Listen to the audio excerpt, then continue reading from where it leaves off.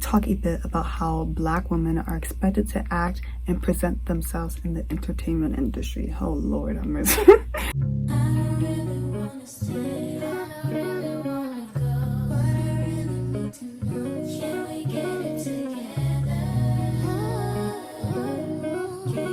Hi ladies, welcome back to the channel, and if you're new here, my name is Victoria Vaughn and I film all things feminine and girly, and if this sounds like you or if you're just interested or intrigued, then keep on watching. Okay, so tonight's video is going to be super exciting. It's going to be my first Q&A and I'm going to be discussing some topics that I love to talk about. I made a post on the community section on our page on YouTube, and I asked you ladies to comment some of your questions about, navigating the world through femininity, and also with being an introvert, because I love to talk about the introvert. And not a lot of you ladies commented, which I was a little bit sad because I really want to get a lot of questions as possible, because this is the way I connect with you ladies, through comments. It's really good and I just love it. And so next time when I have Q&As, I don't know, maybe give me some tips. I know this channel is still pretty small, so I'm not gonna have a lot of people commenting, but it really does help when you comment. But thank you for those who did. I'm going to be answering your questions, and I love to, when I answer questions, I like to give the most logical answer and things that just make sense through my perspective. And so I know a lot of you ladies love the way I think about things and the way that I process things. And so let's get into this.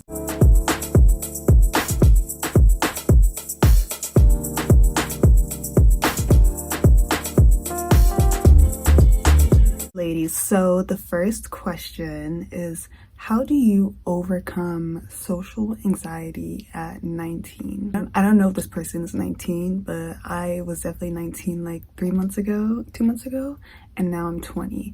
But social anxiety is a reality that many people face, and it's something that I have spoken about multiple times on this channel. I suffer from social anxiety, and this question saying, how do you overcome social anxiety at 19?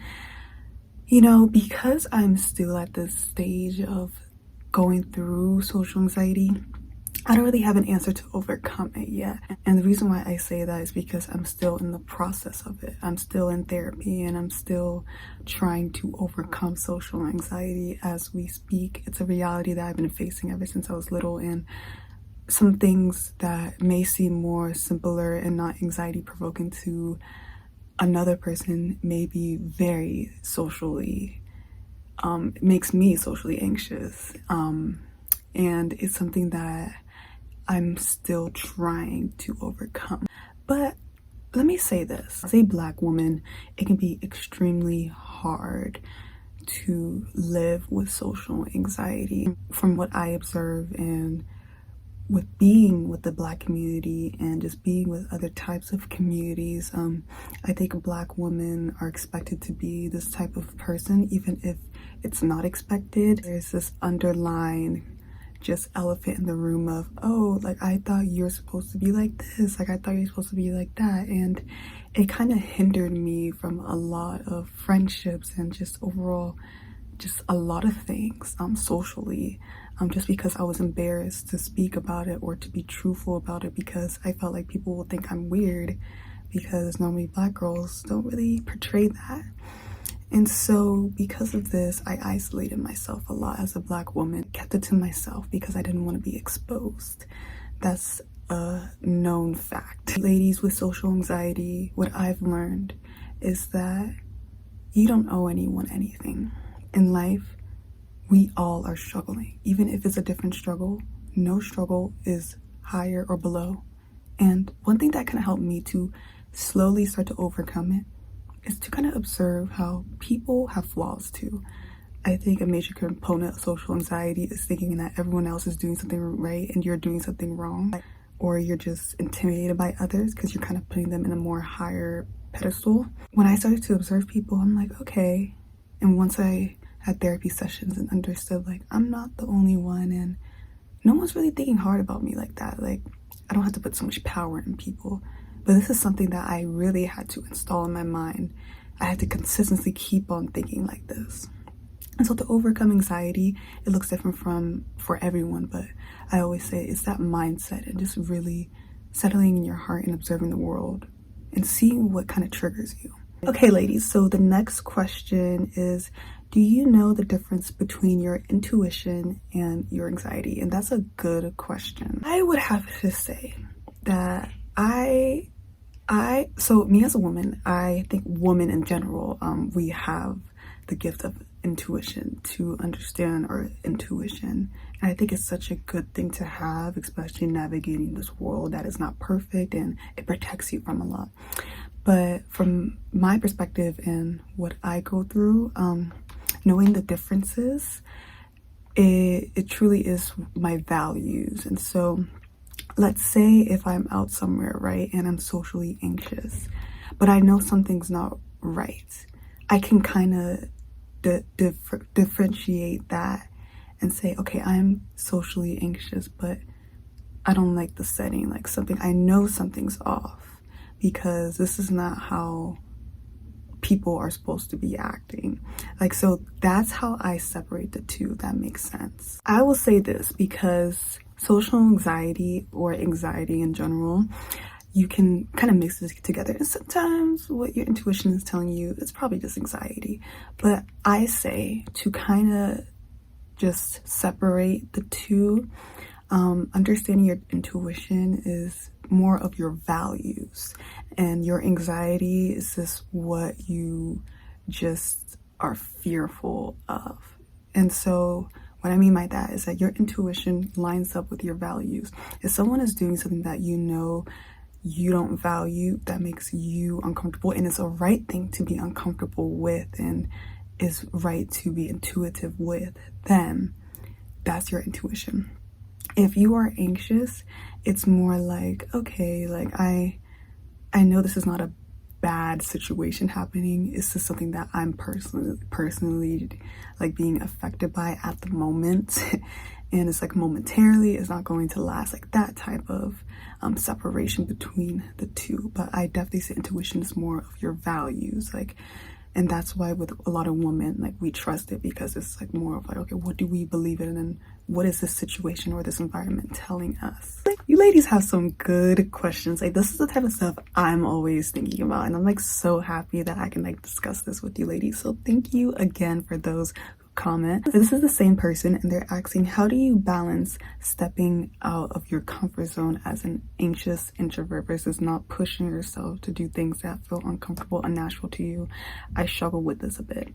Yes, honey, me too. I struggle with this every single day. But as a 20-year-old, I've been learning a lot, and I'll say this: stepping out of your comfort zone versus not doing things that will make you feel uncomfortable, I would say it has to, as a woman and as an anxious introvert, it mostly has to do with the right thing. So if you're trying to step out of your comfort zone, where are you going? What are you doing? And if you know the setting doesn't serve you as a woman, as a feminine woman, then there's no reason to be there. But if the setting serves you well, it serves you well, even the environment says it serves its purpose, you should go. And you're not always going to be perfect in stepping out your comfort zone. Some things are going to make you uncomfortable wherever you go, but you need to understand that these things don't control you. Your uncomfortableness doesn't control you. It's a feeling you have, but you are beyond better, and you are beyond powerful than that. Because at the end of the day, you are a human, you are a woman. You have control over your body, believe it or not. And this is something that I've just understood lately. You have control over your body. And so sometimes some situations are going to be uncomfortable. They are. But it's the way you're going to react to them. And like I said, understanding your values and understanding where you're heading and where you're putting yourself every single day kind of determines that. So dressing nice, but you're anxious. Now, this is something that I think a lot of pretty introverts can deal with, and I'm so happy she asked this question. So personally for me, fashion has always been in me. I've always loved it, and I can gladly say, and I'm very happy to say this, that fashion hasn't really conflicted with my anxiety. I have always been fashionable, and I didn't really care. It was weird. This is so weird to me. I never really cared about what other people think. You know, about like, I cared about other things, but like my fashion is something that no one can tell me because I just believed in it. I was so confident in that. And I think that's just what it is. It's just that confidence factor. I know confidence is just a word that people just throw around. Oh, you need confidence. But I believe that there is more layers to it, and consistently wanting confidence. You seriously are going to want it just because you know how it feels to not have it. And so if you want to dress more feminine, more of a womanly, sophisticated manner, it has to do with confidence. You love your style, you love the way it looks on you, and just understanding what's appropriate to wear at whatever setting you're in. It has to do a lot with being confident in your style. I believe pretty introverts, anxious introverts, whatever you consider yourself, I believe you can still embrace your fashion. It doesn't stop you from expressing your fashion, if that makes sense. And so, honey, get that confidence you need. I know you already have it because it's in you. It's ever since you were born. Start dressing femininely. Like, I guarantee you, when you do it for yourself, you feel so good. You gotta do it for yourself. You got to. So ladies, the next question is how to deal with being underestimated or seen as weak in your professional life. For example, that makes it difficult for a woman, an introverted woman. Now, this is pretty interesting just because I've had work experience, but I'm in college and I haven't been in a professional job setting yet. But I think I can still give you some points just because I feel like being underestimated is universal. It doesn't have to happen just in the workplace. I think in classrooms you can feel underestimated. In just any type of setting you can feel underestimated, and people can really try to diminish your value just because that is how a lot of human beings are, and that's the way they were raised, and that's their mindsets. And the key word that I just said is mindset. So to feel underestimated, these feelings are going to come. That is the natural part of being human. I don't want you ladies just to be like, oh, like I don't want to have that, like I just want to be confident all the time. Like no. It's going to happen because we are not going to dodge these situations. These situations are going to happen. What I learned is that, okay, this is a moment that's happening to me. I'm feeling underestimated. I feel like I don't really belong, and I don't feel confident, you know, especially in the professional setting. But I know who I am. I understand my values, I understand my goals. And even if this person feels this way or a group of people feel this way, I know that, okay, their opinion doesn't last forever. And it's just an opinion. It's not even fact, you know? And so understanding who you are, that mindset is the key, ladies. As a feminine woman, your mindset is literally going to help you survive in this masculine world. Also, she said how to set boundaries and stand up for yourself confidently. And I love this. And I think the best thing to do with setting boundaries is to vocalize it and to just start it from the beginning. If you could start it from the beginning, you don't even have to vocalize it. It's just with little things you do, the way you talk about yourself, what you preach about, what you value in life can help set those boundaries. Boundaries are very important, ladies, and you need to have it even with your mother and father, with your partner, with your children, literally with your pets. Like, boundaries are a must. It draws a line just because at the end of the day, you got to protect your peace. You want to stay healthy. And when you don't have boundaries, it brings that unhealthiness. And so to create boundaries, You literally have to know your values. When you can know your values, you can then draw those boundaries. As a woman, I like to be respected. I don't like to be controlled. I don't like to be talked down to. I don't like to be abused in many different ways. Like, I don't like these things, and so I make it known from the beginning. And it's not me just saying all that, like, it's just with the little things I do and the confidence that I exude. So to answer your question, your values, knowing your values can help you draw those boundaries. Okay, I love this question. So this person asked, if you could choose one thing, what was something you did that made a big difference in your confidence and the way people treated you? So I am a Christian woman. I love Jesus. And as I, mature in life and as I go through struggles on a daily, I've noticed that I can't just have confidence of my own. I can't use the world's confidence. It's only temporarily, it doesn't satisfy you, and it is not abundant. But one thing that I keep learning is that you need confidence from heaven. You need it from your source.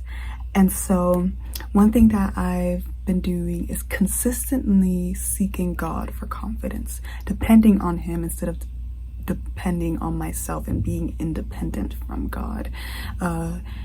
I believe that confidence can only come from God. Any other confidence is not rooted in anything, and it will slowly wither away. When I can understand where I came from, because I'm not of earth and you are not from earth, you are of God, it can truly help you be confident. And I'm not going to say you're going to be the most confident person just because you're a Christian. Like, no. Like I said, life is very mysterious and God is mysterious. And so life is not really going to be just because you're a Christian so confident in everything. Like, no, it's still hard. It's hard for all of us, even if you're a Christian or not. But one thing is seeking God consistently for confidence and consistently seeking that relationship with Him that helps me to build that confidence. Okay, ladies, this next question is super interesting, but as I'm reading this, I'm like, wow, like I have a lot to say about this. Can you talk a bit about how Black women are expected to act and present themselves in the entertainment industry? Oh Lord, I'm mercy. Well, there are these specific ideals they need to abide by and how that could cause women of color to feel alienated in their own community. Love you. Love you too. I love you, ladies. But okay, this, I can't answer this fully on this particular video, but I think a lot of YouTubers talk about this, especially connecting Black women to the entertainment industry.